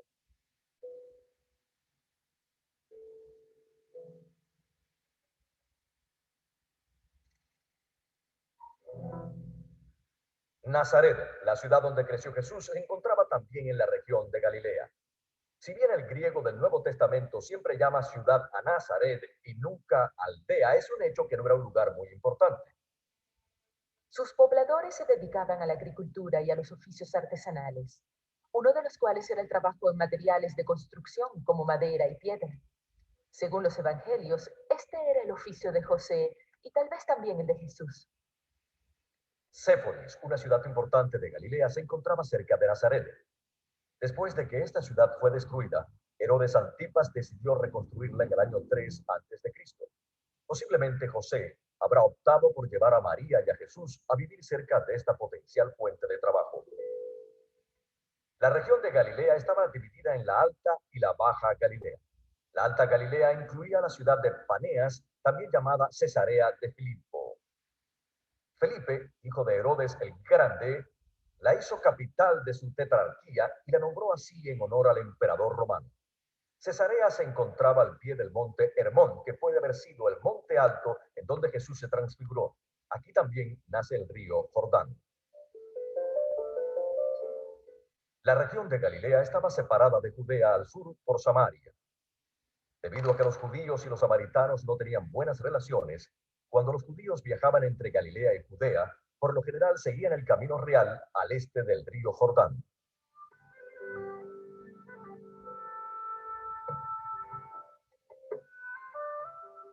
Las casas y otras construcciones se construían normalmente con el material más a la mano. En lugares como Mesopotamia y Egipto, no abundaban la piedra ni la madera y por eso las casas se hacían de adobe. En Israel, el material de construcción más accesible era la piedra. Esta se seleccionaba de tal manera que su forma encajara bien para hacer una pared. En caso contrario, era tallada por picapedreros. Las formas y medidas de las casas variaban de siglo a siglo y de ciudad a ciudad. Sin embargo, desde los días en que el pueblo de Israel entró en la tierra de Canaán hasta los tiempos del Nuevo Testamento, los materiales y métodos de construcción no variaron mucho. Ni siquiera la estructura básica de una casa de familia de pocos recursos cambió demasiado. La casa de la familia promedio era simple. Consistía en un patio abierto rodeado de cuartos en 3 de sus costados. Esta casa, que constaba de 4 espacios, solía llamarse la casa de 4 habitaciones. En cada lado del patio había un cuarto. Uno de ellos estaba por lo general cerrado y se usaba como depósito o cocina. Otro de los cuartos se usaba para actividades semejantes, aunque en muchos casos estaba abierto y quedaba separado del patio solo por unos pilares. En algunos casos, este segundo cuarto se usaba como establo para los animales de la familia. Ambos cuartos estaban techados, y algunos arqueólogos creen que por lo general también el patio estaba techado. Entre otras actividades que se realizaban en estos cuartos estaban el hilar, tejer y teñir telas, hacer herramientas o repararlas, y hasta prensar pequeñas cantidades de aceitunas para obtener aceite. En la parte posterior del patio y perpendicularmente opuesto a este había un cuarto largo. Aquí la familia dormía junta en el suelo, sobre esteras o en camas muy bajas. Cuando aquel hombre en la parábola de Jesús dice, estoy en cama con mis hijos, se entiende que estaba durmiendo en ese cuarto común, donde también comía la familia.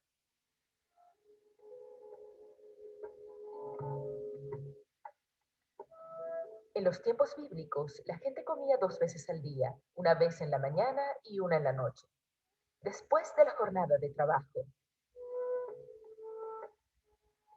La comida se servía en platos grandes, sobre un tapete en el suelo, y los comensales se sentaban alrededor de él. Hay además referencias en la Biblia de gente sentada a la mesa para comer, en su mayoría, gente adinerada. La palabra hebrea para mesa originalmente se refiere a un tapete de paja o a una piel de animal tendida en el suelo. Aunque hubiera una mesa, esta era simplemente un tapete elevado. La posición para comer alrededor de la mesa era acodarse del lado izquierdo sobre un cojín, con las piernas ligeramente dobladas hacia atrás. En cierta ocasión en que Jesús estaba a la mesa, una mujer se le acercó por detrás y ungió sus pies. Desde esta misma posición, Juan reclinó su cabeza sobre el pecho de Jesús para hablarle. En la parábola de Lázaro y el hombre rico, Jesús dice que Lázaro fue llevado por los ángeles al seno de Abraham. Esto puede referirse a un simbólico banquete mesiánico, donde Lázaro ocupa el lugar de honor a la derecha de Abraham. En los tiempos bíblicos, la gente no usaba cubiertos como tenedores, cucharas o cuchillos para comer. Simplemente usaban las manos. Era práctica común partir un pedazo de pan y remojarlo en algún alimento o usarlo para tomar algún otro alimento. Cuando el proverbio habla del perezoso que pone su mano en el plato pero no se lo lleva a la boca, eso no quiere decir que esté comiendo con las manos, sino que su pereza le impide llevarse el bocado a la boca. Como por lo general la gente metía la mano en el mismo plato de comida, lavarse las manos era una práctica higiénica muy importante. Por eso la ley judía daba gran importancia al lavarse las manos antes de comer. En una casa promedio, la comida se ponía en fuentes o tazones de barro. Las tazas también se hacían de arcilla, pero había familias que llegaban a tener tazas y otros utensilios hechos de piedra, los cuales no se rompían fácilmente y se podían hervir para purificarlos si algo impuro llegaba a tocarlos. Este lujo de tener utensilios de metal o de vidrio solo podía dárselo un rico. Algunas veces se usaban también envases de piedra para almacenar agua. En el relato del Evangelio de Juan acerca de las bodas de Caná, el agua estaba almacenada en grandes recipientes de piedra. Durante el día, el dormitorio comedor se iluminaba solo por la luz que entraba por la puerta o por las pequeñas ventanas, y por la noche se iluminaba con lámparas de aceite que podían ser de diferentes formas. Básicamente, la idea era la de tener una vasija abierta o cerrada con aceite de oliva, donde se colocaba una mecha de tela en el aceite y se encendía para dar luz. Por lo general, las paredes interiores y exteriores de la casa se recubrían con yeso. Esto evitaba que penetraran el aire o la lluvia o algunos insectos y animales pequeños. Aquí podemos ver cómo se construían las paredes. Primero tenían una capa de piedra y después las cubrían con barro, una mezcla de tierra y agua. Por fuera, como recibían el calor del sol, le aplicaban una o dos capas de yeso, el cual era más suave.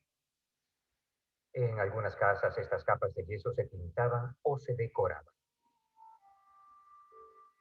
El piso de una casa sencilla era generalmente de tierra apisonada, que por supuesto podía ablandarse debido a que la gente entraba y salía. Cuando la tierra así ablandada no se humedecía ni se volvía a apisonar, creaba una capa de polvo en el piso. En una de sus parábolas, Jesús habla de una mujer que perdió una moneda en su casa. Y es que en un piso con tierra suelta fácilmente podía perderse una moneda.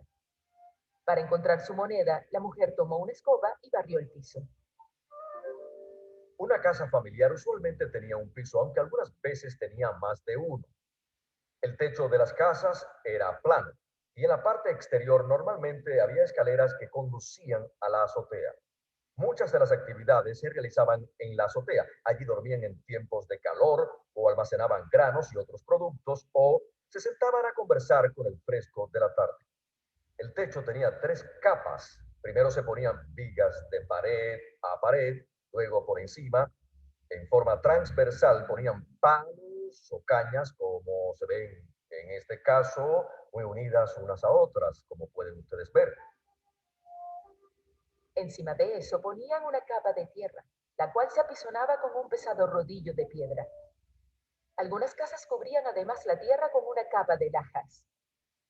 Cuando bajaron al hombre del techo de una casa para que Jesús lo sanara en Cafarnaúm, seguramente dañaron bastante el techo y probablemente echaron bastante tierra sobre Jesús y los que allí estaban con él. La capa de tierra sobre el techo era ideal para que las semillas llevadas por el aire cayeran y echaran raíces. Dado que la tierra era poco profunda, el pasto y la cizaña crecían rápidamente. Por la exposición al sol, el pasto pronto se secaba y moría. En algunas partes de la Biblia se compara a las personas malvadas con el pasto en la azotea. Aunque parezcan prosperar, serán juzgadas por Dios. La puerta de la casa era de madera, lo mismo que sus bisagras. Y podía asegurarse de dos maneras.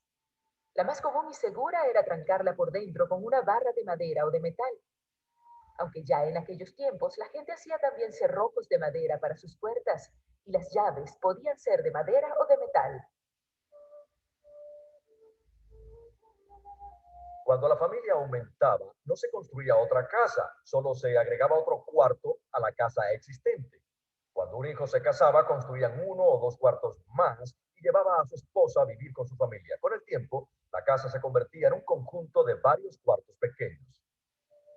Una de las parábolas de Jesús comienza por citar Isaías 5, que habla del trabajo que debía hacerse antes de plantar una viña. Para proteger las uvas mientras maduraban en pleno verano, el dueño de la viña construía una torre para observar desde allí su propiedad. Cuando las uvas estaban listas para la cosecha, lo más conveniente era exprimirlas cerca de la viña.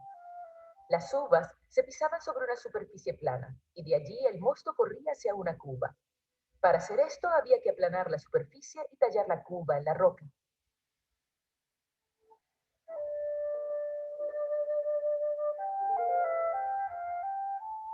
Los romanos dieron a los judíos libertad para administrar sus asuntos legales. La Corte Suprema judía en los días del Nuevo Testamento era el Sanedrín, que se componía de un total de 70 miembros, además del sumo sacerdote que presidía las audiencias. El Sanedrín celebraba sus audiencias por lo general en un salón del templo y podía incluso sentenciar a una persona a muerte, aunque no podía ejecutar la sentencia sin el permiso de las autoridades romanas. En Lucas 4 se relata el retorno de Jesús a Nazaret, ciudad donde él creció. En la sinagoga en Nazaret, Jesús leyó el libro del profeta Isaías. Lo que dijo después de leer hizo que los oyentes se enfurecieran e intentaran matarlo. La ley de Moisés estipulaba varias formas de pena de muerte, entre ellas la lapidación. Aún antes de los días del Nuevo Testamento se habían establecido los procedimientos para la ejecución de un convicto por lapidación. Para que la muerte fuera un poco más humanitaria, el reo era lanzado de cabeza desde una altura aproximada a la estatura de 2 hombres, con lo cual debía quedar inconsciente de inmediato. Luego los acusadores procedían a arrojar grandes piedras sobre el reo sentenciado, hasta matarlo. Cuando la gente de la sinagoga llevó a Jesús a un lugar alto, tenían la intención de apedrearlo, además de no seguir los procedimientos requeridos. El cuerpo del muerto debía enterrarse antes de caer el sol el mismo día. Hasta el momento del entierro debía ser colgado de un árbol como advertencia contra la maldad. Esto es lo que significa el versículo en Deuteronomio: maldito es aquel que es colgado. En los rollos del Mar Muerto, este mismo versículo se refiere a la muerte por crucifixión. La crucifixión era una pena de muerte en la que el acusado era clavado o atado a un árbol o palo, del cual quedaba colgado hasta morir. Era conocida y practicada por muchas culturas, mucho antes de los días del Nuevo Testamento. Tal vez los romanos adoptaron esta práctica de los cartagineses en el norte de África. La ejecución a menudo se realizaba sobre una cruz hecha de madera. El palo vertical se fijaba de forma permanente al suelo, para lo que a veces se usaba un tocón de árbol. El madero horizontal lo llevaba el convicto hasta el lugar de la ejecución. Allí este era puesto sobre el madero horizontal y clavado a este por las muñecas. Luego se levantaba el travesaño con la víctima y se unía al palo vertical. A veces este tenía un pequeño punto de apoyo donde el condenado se sentaba. Después se clavaban las piernas unidas o una a cada lado del poste. Esta posición del ejecutado le dificultaba la respiración y el bombeo de la sangre, y normalmente moría por asfixia, aunque podía tardar varios días en morir. La víctima podía aliviar el dolor en la parte superior de su cuerpo, impulsándose hacia arriba con sus piernas, pero si éstas se le fracturaban, moría más rápido.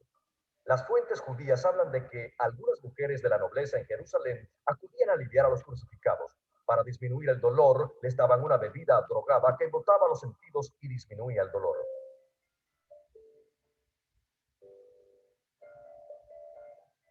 La forma de enterrar a los muertos en el Nuevo Testamento no había cambiado mucho desde los días del Antiguo Testamento. Los pobres no tenían más recurso que cavar en la tierra y cubrir a sus muertos con piedras. Los ricos, en cambio, usaban cuevas o tumbas labradas en la roca. Cientos de tumbas complicadas y sencillas se cavaron en las colinas alrededor de la ciudad de Jerusalén, principalmente en el Monte de los Olivos y en el Monte Scopus. En tiempos del Nuevo Testamento, los ricos acostumbraban ya colocar a sus muertos en una caja larga de piedra o sarcófago hasta que no quedara carne. Los huesos se colocaban luego en una caja pequeña llamada caja de los huesos u osario para su entierro final, y la caja larga se dejaba para el siguiente cuerpo.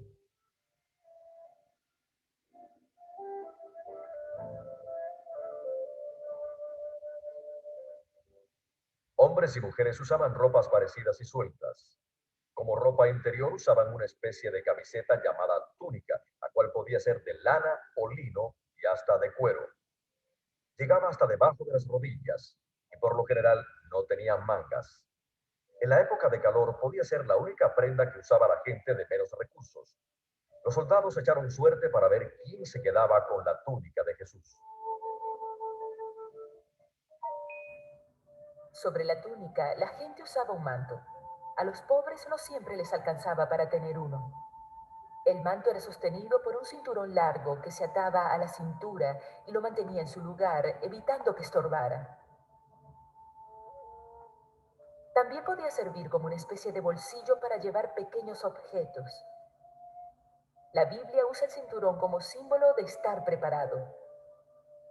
El manto podía también usarse por la noche como cobertor. Por eso, la ley judía ordenaba que éste se le devolviera al dueño antes de la puesta del sol.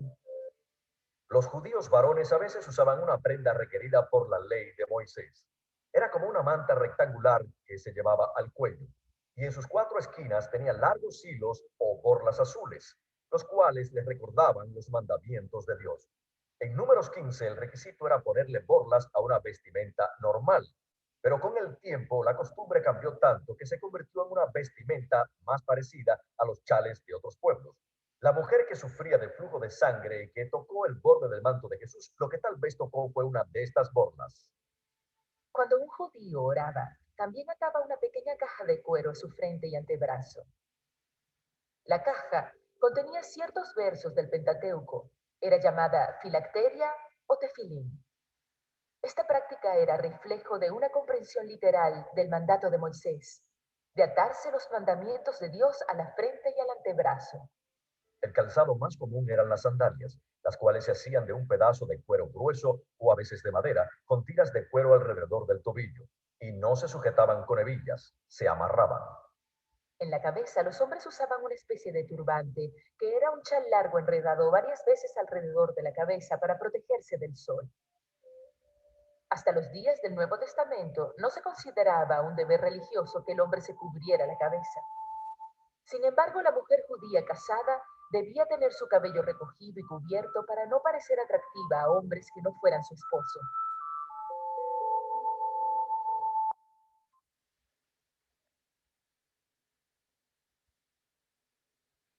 Hola, ya se nos pasó bastante el tiempo, disculpe. ¿Algún comentario ya para ir cerrando? ¿Algo nos ha iluminado para entender el contexto del Evangelio?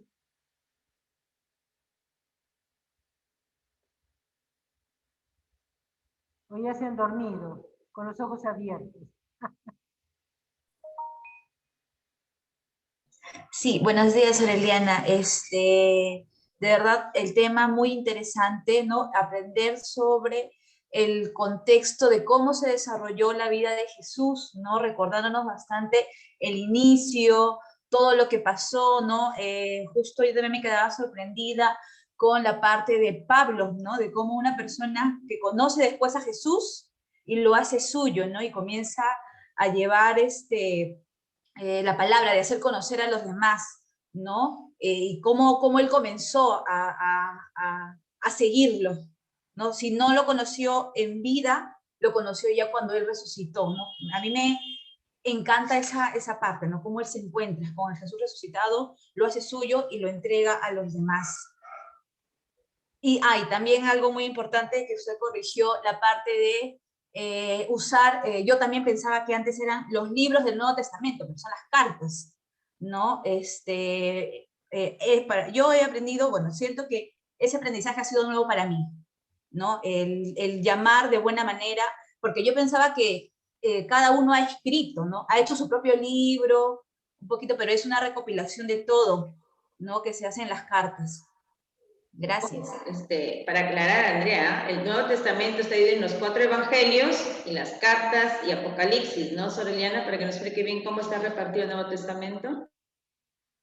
Y quizás esto no lo he dicho porque yo me he quedado sobre todo en el contexto, que es nuestro tema, ¿no? Pero hay divisiones tanto del Antiguo como del Nuevo.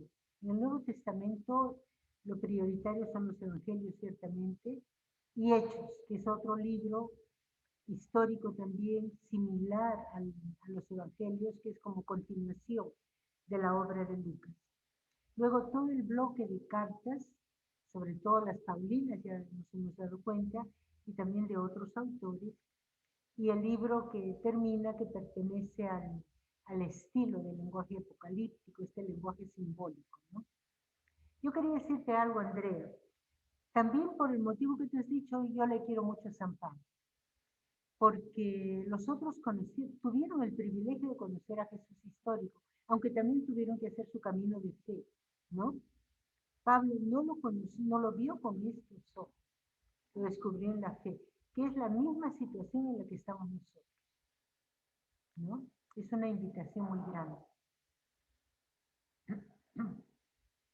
¿Alguno más? Y ya vamos cerrando. Sor Eliana, buenos días. Para agradecerle esta ilustración tan bonita que nos ha hecho, ¿no? Realmente, como con estos medios, ¿no? Ahora de comunicación, puede usted ilustrarnos en esta línea del tiempo, ¿no? De cómo han sido los sucesos y cómo se han escrito, ¿no? La Biblia. Y luego también los mapas que nos hace ver exactamente dónde nació Jesús, cómo fue su recorrido, ¿no? En su vida. Y bueno, y se ve la grandeza de Jesús, ¿no? De haber elegido ese lugar tan pobre para nacer y para, ¿no? Proclamar, ¿no? El amor a Dios. Luego sí, me gustaría, por favor, y disculpe, sí lo dijo usted al inicio, pero para mí un poco sobre cómo marca antes de Cristo que él ha nacido, y luego, y dice antes de Cristo, ¿no? Él ha nacido 7 a 8 años antes de su nacimiento de Cristo. O sea, un poquito, eso por favor, me gustaría que lo recree un poquito más, ¿sí?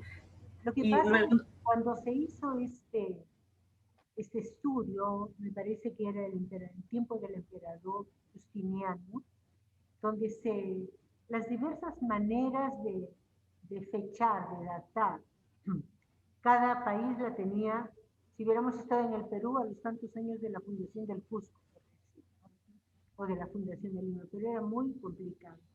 Entonces se decidió hacer una única fecha para todo el mundo. Se le encargó a un sabio, un monje, que hizo muchos estudios para intentar datar el nacimiento de Jesús en el marco de de la historia universal, básicamente la historia grecorromana, ¿no? Y lo hizo y todo el mundo lo aceptó. Pero en estudios hechos en los últimos 30, 40 años, se descubrió que ese señor se había equivocado, porque no había considerado, diríamos, la muerte de Herodes. Y Herodes, ciertamente, por decir, Jesús nació en el tiempo de Herodes. No podemos hacerlo nacer después, porque está el pasaje de los inocentes. Entonces, según eso, ya se puede decir con certeza, actualmente, que Jesús nació algunos años antes de Cristo. ¿Te das cuenta? Pero solo por error de data, de fecha. Ah, ok. Ya. Gracias. Bueno, creo que vamos cerrando, ¿no? Espero que esto le haya dejado interés, curiosidad. La Biblia es realmente apasionante, se los digo de corazón, es apasionante. Y de verdad, si alguna desea hacer como un acercamiento un poquito más sostenido, le acabo de pasar ya a Sor Ingrid esta invitación para este curso que estamos por empezar precisamente mañana. Y mañana empezamos con la introducción ya general. Entonces sí, sería interesante si desean participar. Pero la Biblia no lo es todo. Aquí tengo la mía, ¿no? A ver si me la miran. No, no me la alcanzan a mirar. Bueno, ya.